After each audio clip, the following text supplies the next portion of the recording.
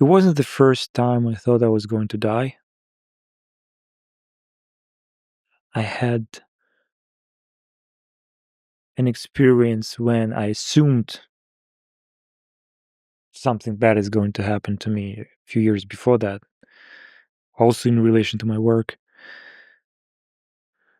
But after you survive something like this, you feel like you're living on bonus time. So in a way, you died a long time ago, and every new day you get is a gift. As a bonus. Yes. And the first time you're referring to, would that have to do with the complexity that was happening with the pressure from the government on VK? And then you had to figure out the increasing pressure, and you had to figure out what to do, and you understood that you're losing control of VK that moment? The first of these instances was in December 2011. December 2011, you had this huge protests on the streets of Moscow.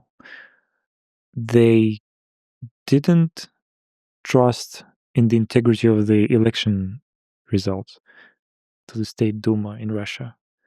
And I remember 2011, I still lived in Russia, running VK. There was no Telegram. So the government demanded that we take down the opposition groups of Navalny from VK that had hundreds of thousands of members and that were used to organize this protest. And I very publicly refused to do that. I just decided it's not the right thing to do. People have the right to assemble. And I mocked the prosecutor who handed me that demand. I put out a scan of it.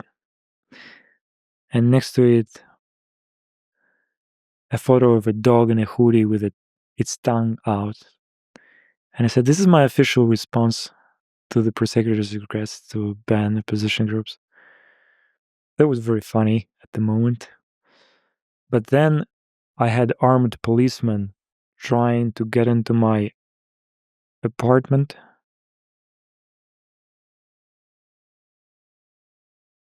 And I thought about many things at that moment. I asked myself, did I make the right choice?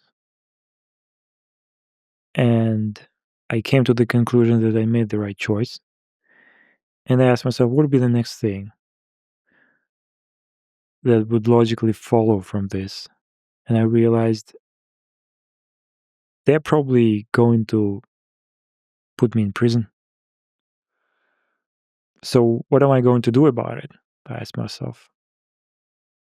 And I told myself, I'm going to starve myself to death. It's something that probably many men have. They're ready to die for other people or certain principles they strongly believe in. I'm not alone here. I guess Edward Snowden was ready to die as well. Or some other people like Assange. Also, at that moment, I realized there's no way to communicate securely. I need to tell my brother what's going on. They're probably going after him. How do I tell him without betraying him? Because in 2011, remember, WhatsApp was already there. I think they launched it in 2009. But it had zero encryption. All messages were plain text in transit, meaning that even your system administrator, let alone your carrier, had access to your messages. It was only after Telegram started this push for encryption that these other apps suddenly remembered that privacy wasn't their DNA, as WhatsApp founders famously stated. But it must have been a dormant gene in 2011. Yeah. So Yeah. in 2011, there was no way to send a message in a secure way. And I also told myself, if I'm going to survive this, I'm definitely launching a secure messaging app. Somehow, It ended up not being too bad. I was summoned to the prosecutor, answered some silly questions, fewer questions that I had to answer more recently in the French investigation case. But it was the beginning of the end. It was clear that there's no way I'm going to be allowed to run VK the way I wanted it to run. That was the moment I packed my backpack and just started to wait. I moved to a hotel and realized any day I can leave the country. I kept running VK. I started to design Telegram and assembling the team. But I knew my days in Russia were numbered.